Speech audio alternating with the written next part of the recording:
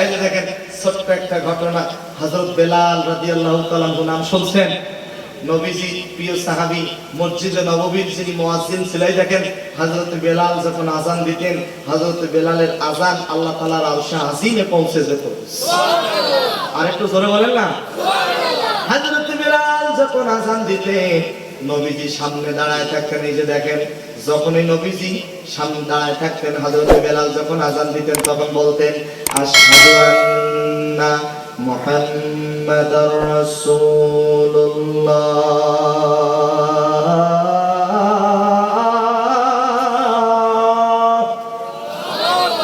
আশহাদু আন্না মুহাম্মাদার রাসূলুল্লাহ।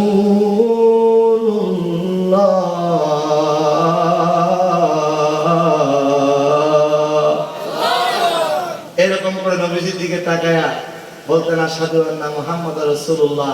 চিৎকার দিয়ে জোরে বলেন না সুবহানাল্লাহ। আরেকটু জোরে বলেন সুবহানাল্লাহ। এত ভালোবেসেছে নবীজিকে।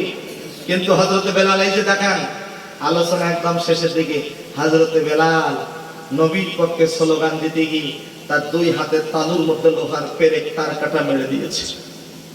হযরত বেলাল ঈমান ছেড়ে দেয় না, এবার দুই পায়ের তালুর মধ্যে লোহার পেরেক তার কাটা মেরে দিয়েছে। কাফের মুশরিকরা ডেকে বলে, বলো তুমি ইসলাম ছেড়ে দিবা কিনা? হযরত বেলাল বলেন, আহাদ আহাদ আহাদ, কুল হুয়াল্লাহু আহাদ, আল্লাহ এক, আল্লাহ অদ্বিতীয়।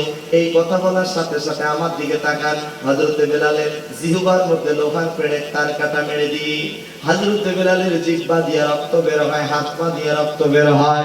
এরপরে হযরত বেলাল ইসলাম ছেড়ে দেয় না। ও আমার ভাইরা, সেই দিন কিন্তু সামনে চলে আসছে। অর্ধ পৃথিবীর রাষ্ট্রনায়ক খলিফা ওমর সাথীদের সামনে বলতেছে, সাথীরা, ইসলামের জন্য সবথেকে বেশি কষ্ট করেছে হযরত বেলাল।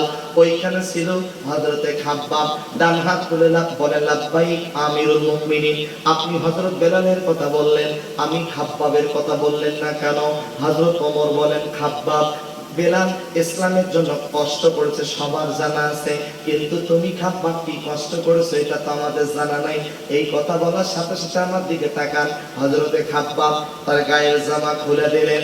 হযরতে ওমর তাকায়া দেখেন, হযরতে খাব্বাবের পিঠের মধ্যে বিশাল বড় বড় গর্ত দেখা যায়, কোমরের মধ্যে কোনো গোশত নাই। ডাক দিয়া বলে, খাব্বাব রে, তোমার পিঠের মধ্যে বিশাল বড় বড় গর্ত, কোমরের মধ্যে কোনো গোশত নাই, তুমি কেমনে বেঁচে আছো? হযরতে খাব্বাব পুত্র বলেন, আমিরুল মুমিনিন, আমি শুধুমাত্র কেবলমাত্র আল্লাহ তাআলার রহমতে এই পৃথিবীতে বেঁচে আছি। ও খাব্বাব, তোমার এই অবস্থা হলো কেমনে? এবার খাব্বাব চোখের পানি ছেড়ে দিয়া উত্তরে বলেন, আমার দিকে তাকান। হযরতে খাব্বাব কেঁদে কেঁদে বলতেছে, আমিরুল মুমিনিন, ইসলামের পক্ষে নবীর পক্ষে স্লোগান দিতে গিয়া কাফের মুশরিকরা আমাকে মরুভূমির বালির উপরে ধরে নিয়ে গিয়ে দুইটি হাত পেছন দিক দিয়া রশি দিয়ে বেঁধে দিয়েছে, দুইটি পা রশি দিয়ে বেঁধে দিয়েছে, উপর করে শয়া দিয়েছে জ্বলন্ত আগুনের অঙ্গার আমি খাব্বাবের পিঠের মধ্যে তুলে দিয়েছি। পিঠের গোশতগুলো গলে গলে জমিনে পড়ে যায়। আমাকে ডেকে বলে, খাব্বাব, বলো তুমি ইসলাম ছেড়ে দিবা কিনা? যদি না দাও তাহলে হাজার হাজার জ্বলন্ত আগুনের অঙ্গার তোমার পিঠের মধ্যে উঠবে। আমি খাব্বাব বলেছিলাম, একটা নয়, দুইটা নয়, হাজারটা নয়, লক্ষ কোটি গুণ যদি জ্বলন্ত আগুনের অঙ্গার আমি খাব্বাবের পিঠের মধ্যে তুলে দাও, পিঠের গোশতগুলো গলে গলে শেষ হবে, হাড্ডিগুলো গলে গলে শেষ হবে। আমি খাব্বাব হাসতে হাসতে জীবন দিব, শহীদ হব, এরপরও বাতিলের কাছে মাথা নত করব না। জোরে বলেন আল্লাহু আকবার। ও আমার ভারতের ভাইরা, সাহাবীরা ইসলাম কষ্ট করে এনেছে, আর আমরা তো পৈতৃক সূত্রে ইসলামটা পেয়েছি। কথা বোঝেন নাই মনে হয়? আমাদের বাপ মুসলমান, দাদা মুসলমান, তার দাদা মুসলমান, আর সাহাবায়ে কেরাম তারা ঈমান এনেছিল। বলেন আল্লাহু আকবার। দেখেন সাহাবী বলছে ঈমান আনো, কয় না ঈমান ছাড়ো, কয় ঈমান ছাড়বো না। এবার কাফের মুশরিকরা দেখেন, ডান হাত ডান পা একটা উটের সাথে রশি দিয়ে বেঁধে দিয়েছে, বাম হাত বাম পা একটা উটের সাথে বেঁধে দিয়েছে। বলে, বলো তুমি ইসলাম ছাড়বা কিনা? কয় ছাড়বো না। দুই পাশে উটকে তাড়া করেছে। সাহাবী দ্বিখণ্ডিত হয়ে গেছে, চিড়ে গেছে, শহীদ হয়েছে।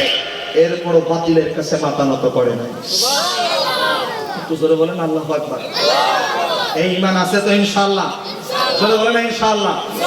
আল্লাহ তাআলা আমাদের সবাইকে প্রকৃত ঈমানদার হিসেবে কবুল করুন। বেঁচে থাকলে আবারও দেখা হবে। এখন মোনাজাত করি, সবাই বলি ইনশাআল্লাহ। কষ্ট হবে নাকি?